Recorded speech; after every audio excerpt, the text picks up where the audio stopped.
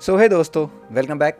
जैसा कि मैंने आप सभी से कहा था कि आप लोगों के लिए एसएससी CHSL 10+2 के सभी बच्चों के लिए जो भी इस एग्ज़ाम की प्रिपरेशन कर रहे हैं, उन लोगों के लिए मैं पूरा एक कोर्स डेवलप कर रहा हूँ। तो ये उसी कोर्स का पहला लेक्चर है।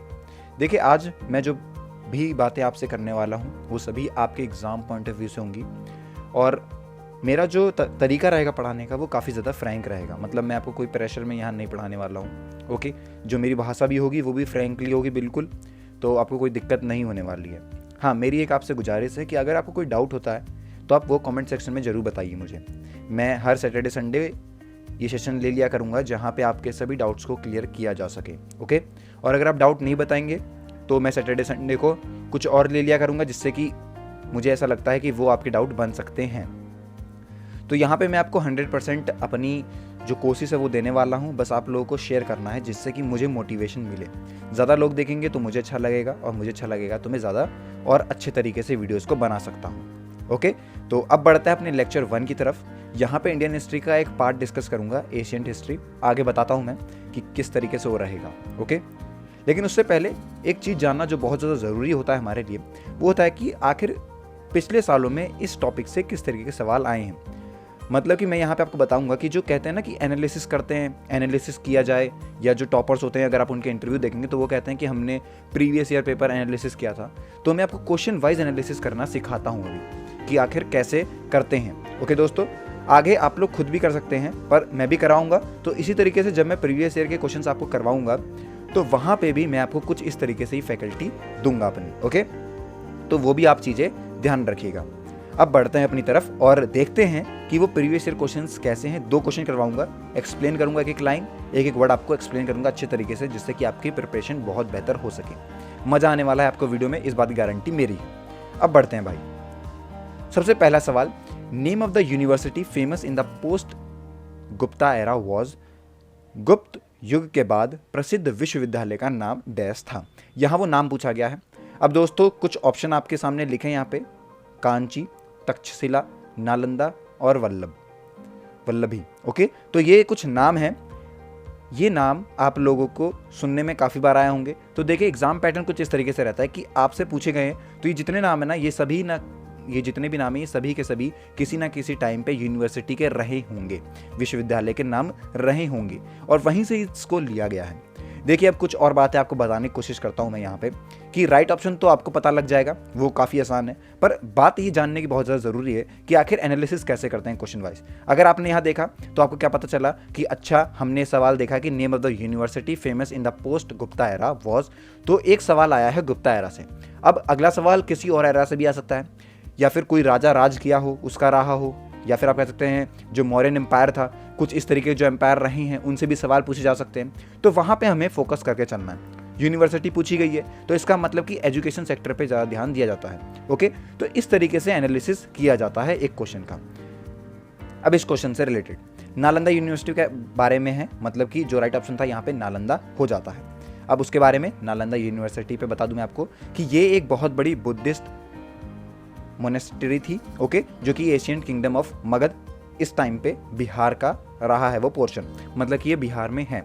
ओके, जला दी गई थी। आप सभी को पता है इसके पीछे की कहानी कि क्या हुआ था, तो उसके अंदर ज़्यादा नहीं घुसते हैं, पर वो जला दी गई और उसमें कई ढेरों ज्ञान भरा हुआ था हमारे पूरे हिंदुस्तान का। जो हमारा इंडिया है इसका बहुत ज़्यादा ज्ञान जो था, हमारे भारत देश का बहुत सारा ज्ञान जो है वो वहाँ था।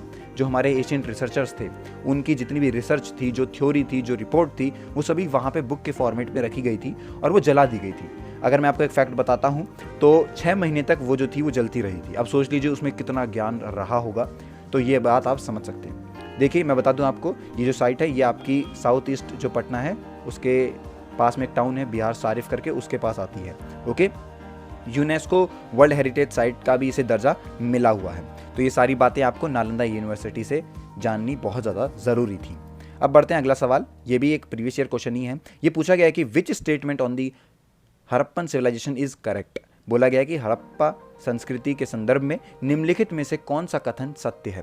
पूछा गया है करेक्ट। अब यहाँ पे बच्चों का थोड़ा ध्यान देने वाली बात ये भी है कि कई बार यहाँ पे जो करेक्ट है इसके आगे नॉट भी लगा देते हैं। तो ये बात आप लोग ध्यान रखिएगा कि नॉट और या फिर सिर्फ करेक्ट लिखा है, ये बातें आपको दोनों में काफ़ी ज़्यादा डिफरेंस है और बच्चे कई बार जानते हुए भी गलती कर जाते हैं इन सिली मिस्टेक्स में। ओके, अब आपका ऑप्शन देखिए, horse sacrifice was known to them, उन्हें घोड़े के बलिदान के लिए जाना जाता था, मतलब कि वहाँ पे घोड़े के बलिदान दिए जाते थे। या फिर दूसरा आपका, cow was scared to them, उनके लिए गाय पवित्र थी, okay, sacred to them, okay, ये बात आपको ध्यान रखना है। अब आपका तीसरा ऑप्शन आता है कि पशुपति वॉज वेनेरेटेड बाय देम, उनके द्वारा पशुपति की पूजा की जाती थी। फोर्थ ऑप्शन आता है the culture was not generally static, आमतौर पर यह संस्कृति स्थिर नहीं थी, ये संस्कृति स्थिर नहीं थी। संस्कृति स्थिर का मतलब ये हो गया कि कुछ टाइम पीरियड के बाद वो चेंज होती रहे, जो उनके रूल्स हैं, जो कल्चर है वो चेंज होता रहे, तो उसे कहते हैं कि ऐसा नहीं था। तो ये आपके 4 ऑप्शन थे। अब एनालिसिस करते हैं। हड़प्पन सिविलाइजेशन से सवाल पूछा गया है, इसका मतलब कि हमें सिविलाइजेशन वाले पोर्शन पे ज़्यादा ध्यान देना है। स्टेटमेंट वाइज पूछा गया है, इसका मतलब कि हमें सिर्फ और सिर्फ लोकेशंस याद नहीं करनी है, हमें उनके बारे में जो पढ़ना है वो भी ध्यान रखना है। ओके दोस्तों, तो ये सारी बातें आपको समझ में आती हैं कि एनालिसिस कैसे करते हैं। राइट ऑप्शन में आपको बता दूं, लेकिन उससे पहले जो इंडस वैली सिविलाइजेशन है उसे ही हड़प्पन सिविलाइजेशन भी कहा जाता है, और ये ब्रॉन्ज एज सिविलाइजेशन का एक पार्ट रहा है। वहाँ पे नॉर्दर्न वेस्ट रीजन जो रहा है साउथ एशिया का, वहाँ पे ये रहा है दोस्तों। Okay, extending from what today is north east Afghanistan to Pakistan and north west India. Okay, तो यहाँ पे ये रहा है। आपको ये बात ध्यान रखनी है कि जो इस टाइम का अफगानिस्तान पाकिस्तान वाला जो, या फिर नॉर्थ वेस्ट जो इंडिया है, ये वाला जो पोर्शन है, ये उस टाइम का पूरा इंडस वैली सिविलाइजेशन हुआ करता था। ओके, और जो पीरियड माना जाता है वो आपका 2500 से लेके 1700 BC तक का माना जाता है। फर्स्ट डिस्कवर किसने किया था हड़प्पा? 1921 में दयाराम साहनी ने इसे डिस्कवर किया था। और दोस्तों राइट ऑप्शन की बात करें तो यहाँ पे आपका हो जाता है the culture was not generally static. Okay, आमतौर पे जो वहाँ की संस्कृति जो थी वो स्थिर नहीं थी। ओके, तो ये बात आपको समझ में आ जाती है जो भी हमारे सामने बातें आई हैं। अब बढ़ते हैं अपनी वीडियो की तरफ बिल्कुल बढ़िया तरीके से मजे करते हुए। अब मैं आपको कॉन्सेप्ट पढ़ाने वाला हूँ, कॉन्सेप्ट को ध्यान से समझिएगा। कोई भी डाउट निकलता है तुरंत कमेंट सेक्शन में बताइए, मैं आपके सारे डाउट क्लियर करूंगा। ओके, तो अब बढ़ते हैं जल्दी से अपनी कॉन्सेप्ट की तरफ। कॉन्सेप्ट का मेरा मतलब है कि जो थ्योरी पार्ट आपका रहा है वो मैं अभी आपको बताऊंगा, लेकिन मैं बता दूं आपको जो भी आज हम डिस्कस करने वाले हैं वो एशियंट हिस्ट्री का कोई एक पार्ट होने वाला है। ओके, तो यहाँ पे मैं एक एक बातें स्टार्ट करूँगा, धीरे धीरे करके आपको समझाऊंगा कि कौन सी सिविलाइजेशन चली थी, कौन से पीरियड तक कौन सी सिविलाइजेशन आई थी, कौन सा एज कौन से पीरियड तक था। ये सारी बातें जो कि आपके एग्जाम के लिए इंपॉर्टेंट है, सिर्फ आपके एग्जाम के लिए बात कर रहा हूँ मैं यहाँ पे। जो भी इंपॉर्टेंट बातें हैं वो सारी यहाँ पे डिस्कस करूँगा मैं। ओके दोस्तों, तो अब बढ़ते हैं अपनी वीडियो की तरफ। क्या क्या हम किस तरीके से पढ़ने वाले हैं जरा उसको एक बार देख लेते हैं। सबसे पहले द स्टोन एज, जिसे प्री हिस्टोरिक पीरियड भी कहा जाता है या फिर प्री हिस्ट्री भी कहा जाता है, वो पढ़ेंगे। फिर इंडस वैली पढ़ेंगे। फिर ज्योग्राफिकल एक्सटेंट पढ़ेंगे कि किस तरीके से वहाँ पे ज्योग्राफिकल एक्सटेंट रहे थे, लोगों का फैलाव किस तरीके से हुआ, लोग फैले किस तरीके से, अलग अलग जगहों पे रहने लगे, या कोई आया था फिर उसके साथ लोग चले गए, जो भी हुआ था वो सारी बातें हम डिस्कस करेंगे।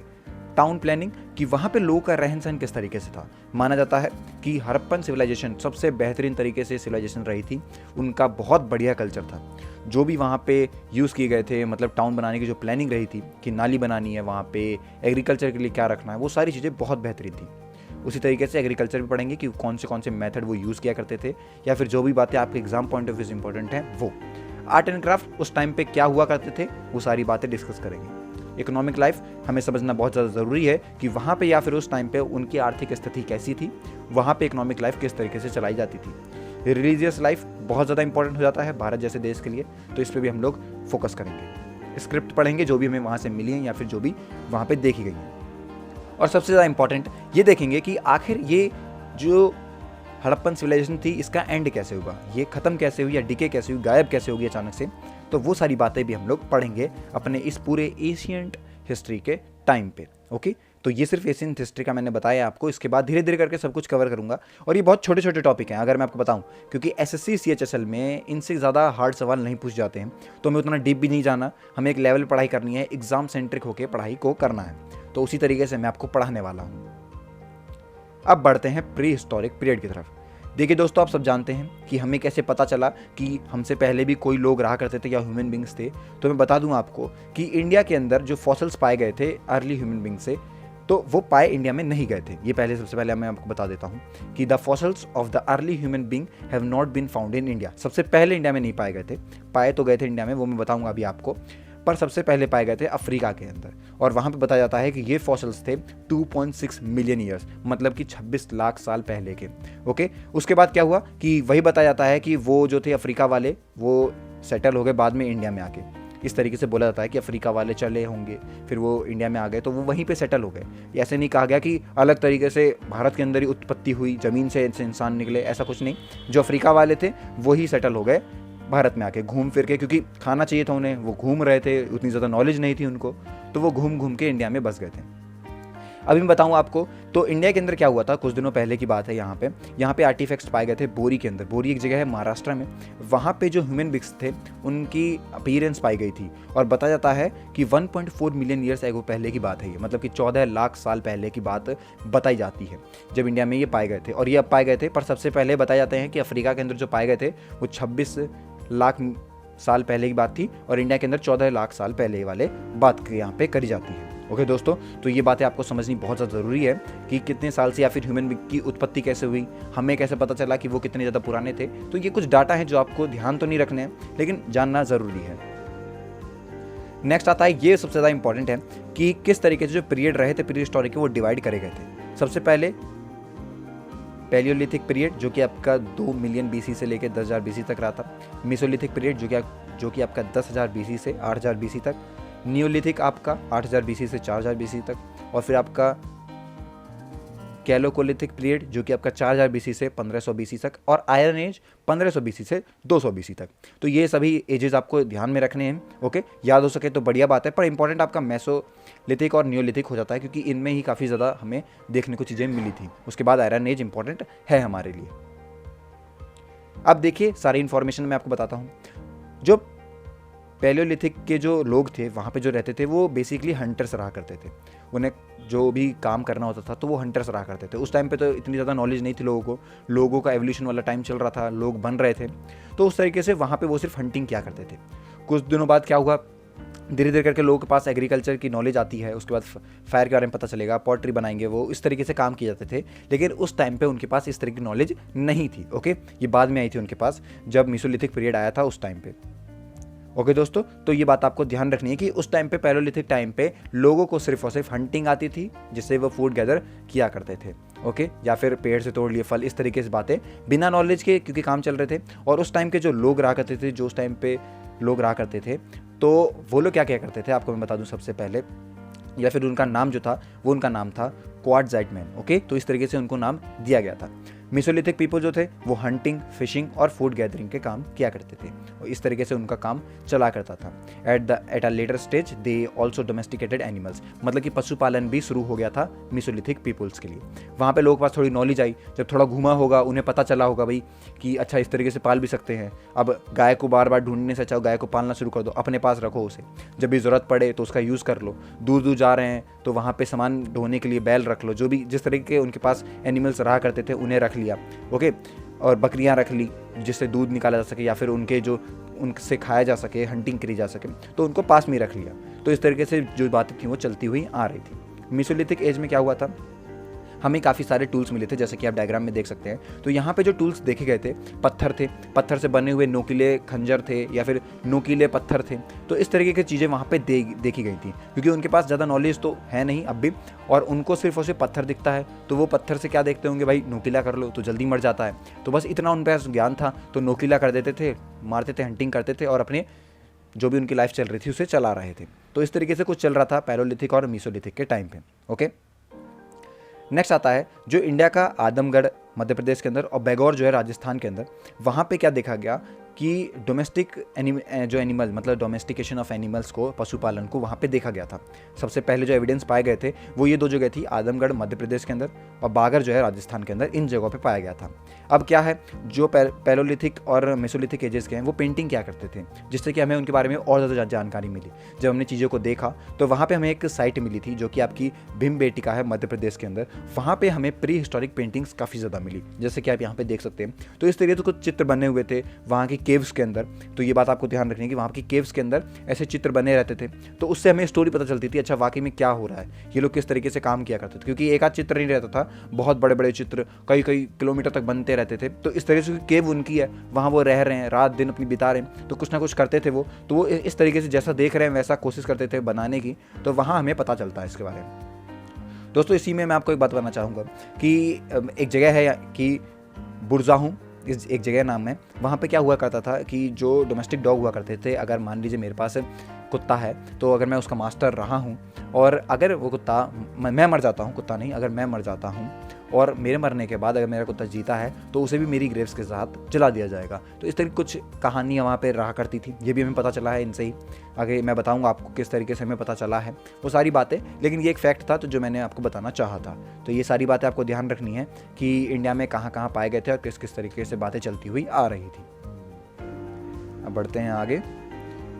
जो न्यूलिथिक सेटलर्स थे, जो कि मतलब वहाँ पे सबसे पहले आप कह सकते हैं फार्मिंग कम्युनिटी स्टार्ट हुई थी उसी टाइम पे, न्यूलिथिक के टाइम पे। ओके, अब मैंने आपको क्या बता दिया, पैलियोलिथिक हो गया हमारा, मेसोलिथिक हो गया। न्यूलिथिक के टाइम पे लोगों के पास नॉलेज आने लगी, लोगों को समझ आने लगी, तो धीरे धीरे करके तो वहाँ पे उन्होंने फार्मिंग कम्युनिटी स्टार्ट करना शुरू कर दिया, मतलब कि छोटे छोटे एग्रीकल्चर बोने शुरू कर दिए। वो रागी और हाउस ग्राम, जिसे आप कह सकते हैं कुलाठी कहा जाता है, तो वो सब प्रोड्यूस करने लगे। न्यूलिथिक साइट जो है वो इलाहाबाद डिस्ट्रिक्ट पे नोट करी गई थी। वहाँ पे कल्टीवेशन ऑफ राइस जो था वो 6th मिलेनियम BC पे स्टार्ट करा गया था, आप मान सकते हैं, जो कि बहुत पहले की बात है। The domesticated cattle, ships, goats, जहाँ से मतलब पालते थे वो कैटल को पाल लिया, आप कह सकते हैं शिप, गोट्स, इन सबको पाल लिए, मतलब कि गाय भैंस और भेड़ें, बकरियाँ, ये सब पालना चालू कर दिया था उन्होंने, जिससे कि उन्हें कॉटन मिल जाता था, वूल मिल जाता था, क्लोथ्स बना लिए, ठंड पड़ रही है क्लोथ्स पहन लिए। तो इस तरीके से थोड़ी जब नॉलेज आने लगी उन्हें, अपना रहन सहन सुधारने लगे वो लोग, पता लगने लगा लोगों को, तो इस तरह की बातें हमारे सामने आई थी। वहीं पे उन्होंने क्या किया, हैंडमेड पॉटरी, मतलब कि बर्तन वर्तन बनाने लगे। और use of pottery wheels first appear during the neolithic age, मतलब कि आप कह सकते हैं वो बर्तन बनाने का एक सामान होता है, तो वहाँ पे वो देखा गया था, सबसे पहले यूज़ किया गया जो पॉटर व्हील्स था उसे, कहाँ पे, न्यूलिथिक एज के टाइम पे। तो ये सारी बातें बहुत ज़्यादा इंपॉर्टेंट हो जाती हैं कि आखिर किस तरीके से हमारा एवोल्यूशन हो रहा है, हम जानवर से इंसान बन रहे हैं, हमें समझ आ रही है, तो ये सारी बातें इंपॉर्टेंट हो जाती हैं। अब बात करते हैं इंडस वैली सिविलाइजेशन के बारे में, जो कि सबसे ज़्यादा इंपॉर्टेंट रही है। आप लोगों ने मूवीज़ भी देखी होगी, तो वहाँ पे भी हमें काफ़ी कुछ पता चला है इसके बारे में। ओके दोस्तों, तो अगर मैं बताऊँ आपको 2600 से लेके 1900 BC, मतलब हर अलग अलग बुक में सबने अलग अलग तरीके से अपनी डेट लिखी हुई हैं, पर हम कोई भी मान लेंगे, ऐसा ज़रूरी नहीं है। 2500 मान लीजिए, 2600 मान लीजिए, 2700 मान लीजिए, 17, 18, 19 BC, इस तरीके से मान लीजिए, जो भी आपकी मर्जी है मान लीजिए, सवाल नहीं पूछा जाएगा आपसे इस बारे में, ये मेरी गारंटी है। तो उस टाइम को कहा जाता है, वो एक इंडस वैली सिविलाइजेशन का टाइम रहा था। मैं बता दूं आपको कि वो 4 एशियंट सिविलाइजेशन में सबसे बड़ी सिविलाइजेशन रही थी। 1920 के अंदर आर्कियोलॉजिकल डिपार्टमेंट जो था इंडिया का, उसने डग किया हड़प्पा और मोहनजोदारो, मतलब सिटी जो उन्हें मिली थी वो हड़प्पा और मोहनजोदारो सिटीज़ मिली थी। कहाँ पे, the people in this civilisation were called Harappas, मतलब जो वहाँ के लोग रहा करते थे उन्हें हड़प्पास भी कहा गया था। Their first settlement were establish around 2600 BC in western India, now Pakistan. Pakistan के अंदर, मतलब 2600 BC के अंदर जब स्टार्टिंग हुई थी, तो वो सेटल कहाँ हुए थे, पाकिस्तान के अंदर हुए थे। ओके, मतलब इंडिया में वेस्टर्न इंडिया उस टाइम पे कहा जाता था, पर अब वो पाकिस्तान हो चुका है। ओके, साथ ही साथ मैं बता दूं आपको, the civilisation flourished around the same time as the states of Egypt and Mesopotamia. Mesopotamia और इजिप्ट के टाइम पे भी इसी तरीके की कुछ चीज़ें देखी गई थी। तो ये जो टाइमिंग रही थी, इनकी जो पीरियड रहा था, वो दोनों का सेम रहा था, इजिप्ट में भी, मेसोपोटामिया में भी, इंडिया की इंडस वैली सिविलाइजेशन भी। सिविलाइजेशन का मतलब होता है सभ्यता। सभ्यता मतलब एक तरीका, बहुत बढ़िया तरीके से अपने आप के कानून, उनके खुद की स्ट्रक्चर, बिल्डिंग बनाना, नालियाँ का, मतलब कि किस तरीके से आप कह सकते हैं गंदा पानी निकलेगा शहर से, जो भी रहा था वो उनके पास बहुत अच्छा ज्ञान था। ओके दोस्तों, जो सिविलाइजेशन थी वो जम्मू में पहुंच गई, नॉर्थ में, नर्मदा आप कह सकते हैं साउथ की तरफ आने लगी, क्योंकि लोगों को पानी चाहिए होता है। कहीं भी अगर आप मान सकते हैं कोई सिटी बनती है तो वो पानी के किनारों पे ज़्यादातर बनाई जाती है, जिससे कि लोगों को पानी की प्रॉब्लम ना हो सके। तो जब अगर वहाँ पानी खत्म होने लगा होगा तो वही लोग आगे बढ़ते गए होंगे, नर्मदा पकड़ ली उन्होंने, साउथ जाने लगे। मकरन कोस्ट वेस्ट में निकलने लगे, मेरठ ईस्ट में निकलने लगे। तो इस तरीके से वो लोग निकलने लगे धीरे धीरे करके अपने साथ साथ। ओके, जहाँ उन्हें लगा कि अगर यहाँ पानी कमी हो रही है या यहाँ कोई दिक्कतें आ रही हैं तो बस अपना उठाया बोरिया बस्तर और निकल गए। और जब पाया गया यहाँ पे गड्ढे खोदे गए थे तो पूरी सिटी पाई गई थी, बहुत बड़ी सिटी है ये, तो इसे पाया गया, देखा गया था, जिससे कि हमें पता चला था कि वहाँ की सिविलाइजेशन बहुत ही ज़्यादा बढ़िया थी, मतलब कि जो रहन सहन था उनका वो बहुत बढ़िया रहा था। ओके दोस्तों, तो ये था इंडस वैली सिविलाइजेशन के बारे में। आपको ज़्यादा कुछ याद नहीं रखना है, बस जान लीजिए कौन कौन सी या कौन से डिपार्टमेंट ने वहाँ पे डिगिंग की थी और क्या कहा जाता है वहाँ के लोगों को, इतना ही कुछ पूछा जाएगा अगर पूछा गया तो। बाकी पूछा नहीं जाता है, मैं आपको बता दूं पहले भी, काफ़ी कम सवाल आते हैं इन जैसे सवालों से। ओके, ये मैं आपको बता देता हूँ, बहुत ही आप कह सकते हैं रेयर चांसेस हैं कि आपको मिल जाएंगे। ओके, जैसे कि मैंने वो लिया था तो मैंने वो रेयर चांसेस में लिया था, पर हमें एनालिसिस करना था तो हमने एनालिसिस करते हुए देखा कि स्टेटमेंट पे भी हमें ध्यान रखना है। नोट्स अगर आपको चाहिए होंगे तो आप मुझे बता दीजिए कमेंट सेक्शन में, मैं नोट्स भी आपको प्रोवाइड करवा दूंगा। ओके दोस्तों, यही थी मेरी पूरी आज की वीडियो। आई होप कि इस वीडियो से आपको काफ़ी कुछ पता चला होगा। अभी हमारी पूरी सीरीज़ बाकी है इसकी, एशियंट हिस्ट्री का भी पार्ट 2 भी आएगा, जहाँ पे मैं चीज़ों को बढ़िया तरीके से एक्सप्लेन करूँगा, आपको कोई भी दिक्कत देखने को नहीं मिलेगी। मिलते हैं अपनी अगली वीडियो में, तब तक के लिए हैव अ नाइस डे।